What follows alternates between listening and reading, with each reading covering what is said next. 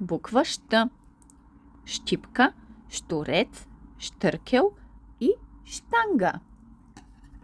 Щурецът е едно малко насекомо, известно с музиката, която прави, докато си живее в високите треви. Щъркел. Виждали ли сте щъркел?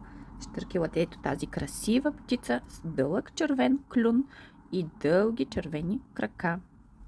Щангата е нещо много тежко, което хората вдигат, за да станат по-силни, с по-големи мускули. Сега ще направим буква Щ от пластелин. Тя много прилича на една друга буква. Даже и звучи подобно на другата буква. Точно така. Като буква Щ. Обаче, ето тук имаме едно кръгче, което я различава от буква Ш. Буква Щ е равна на буква Ш плюс буква Т. Щ. За щъркел. Махаме пластелина. Малко я развалих. Ето тук е буква Щ. Правим трите еднакви чертички надолу. После ги съединяваме с една хоризонтална, но имаме и едно кръгче надолу. Готови сме с буква Щ. А предметите за буква Щ са: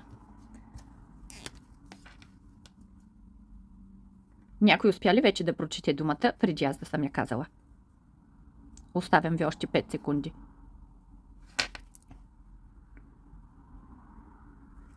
Клещи.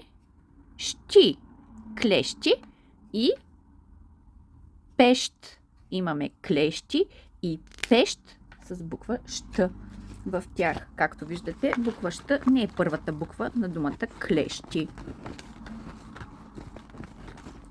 Нито пък на пещ. Ето ги клещите, които са инструмент, който ни е нужен, когато трябва нещо да поправим.